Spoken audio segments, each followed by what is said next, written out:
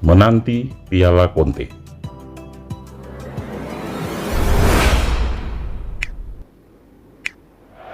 The task of replacing Mauri Cappi, Antonio Conte, 3 Serie A titles as a coach. He's won the...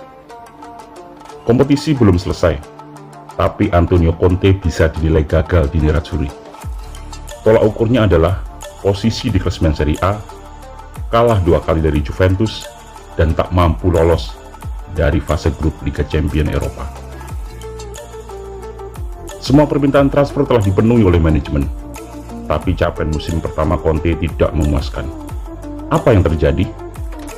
Berikut deretan alasannya menurut Interaksi. Yang pertama adalah filosofi bermain. Dalam sejarahnya, Inter menuai keberhasilan di Italia dan Eropa saat bermain dengan pola defensif. Saat ini Conte sedang menjalankan skema attacking football. Statistik dari WhoScored.com menunjukkan rating defense Inter musim ini adalah 6,86, nomor 4 di bawah Atalanta, Lazio, dan Juventus. Naluri pressing pemain Inter tidak pada titik yang terbaik. Milan Skriniar yang sangat dominan musim lalu tampak keteteran. Diego Godin tak konsisten. Kedua, taktik dan strategi. Pola 3 back masih menyisakan celah antara lini tengah dan belakang, sehingga mudah diterobos lawan.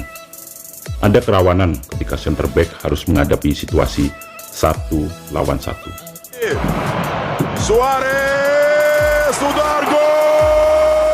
Gol Suarez, gol Dybala, dan 3 gol comeback Borussia Dortmund menjadi bukti.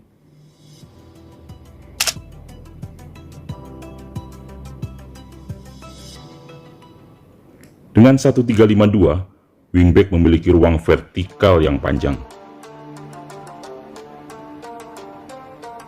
Serangan Inter banyak dari sisi flank, dibutuhkan fisik yang sempurna.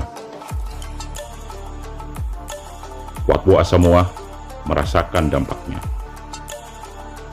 Pun demikian Antonio Candreva, sempat mencetak gol cantik di partai pembuka. Pemain berusia 33 tahun ini tidak memberikan kontribusi maksimal saat tim bertahan. Pola 3 pemain tengah juga menjadi beban tersendiri bagi Stefano Sensi. Pemain kaca ini harus mengcover area yang terlalu luas. Action zone Inter ada di lini tengah. Berbeda jika Conte terapkan 3-4-1-2, Sensi akan lebih efektif efisien di belakang duo striker, trequartista, atau 3-4-2-1 yang bisa kurangi beban fisik Sensi. Skema Conte juga monoton, sama antara di Italia dan di Eropa. Mudah diantisipasi lawan, minim kreativitas, apalagi 3-5-2 sangat dipahami di Italia.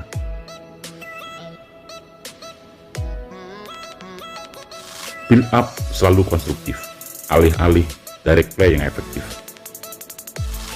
Dari 49 gol Inter musim ini, baru 9 gol dari set piece. Tak maksimal memanfaatkan postur badan yang tinggi-tinggi saat dead ball situation. Belum mempunyai free kick taker yang handal.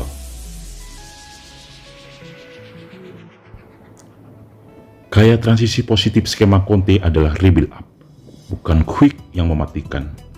Counter attack musim 2009-2010 era Jose Mourinho mencatat 16 gol. Musim ini hanya 2 gol melalui counter. Transisi negatif kurang agresif, cenderung fallback dan menunggu.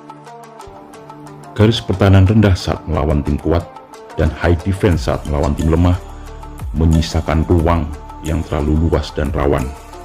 Seperti ketika gol Dusan Vlahovic gagalkan kemenangan atas Fiorentina.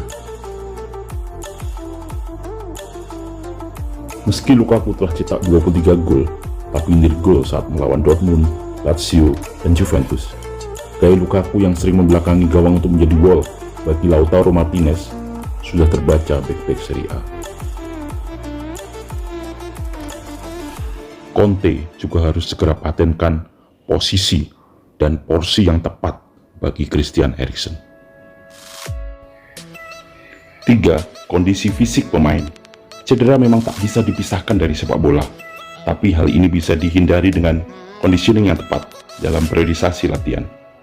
Cedera akan membuat pelatih harus berubah rencana. Soliditas tim akan terganggu. Konsistensi tak mudah dipertahankan. Rotasi pemain yang tepat juga harus dilakukan. Pemain rentan seperti Sensi harus mendapat perhatian lebih.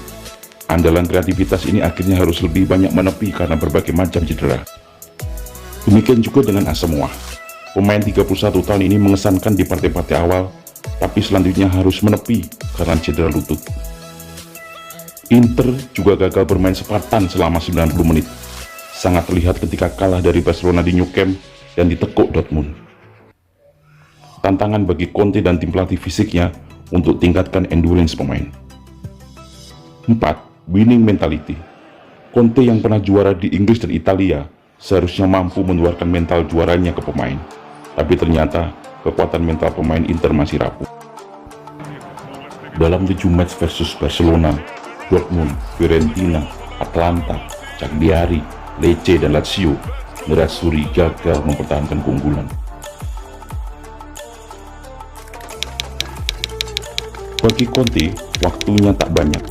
Ada perlakuan khusus, harus instan piala. Segera merebut hati fans untuk menghilangkan sangka, buktikan hati biru hitamnya.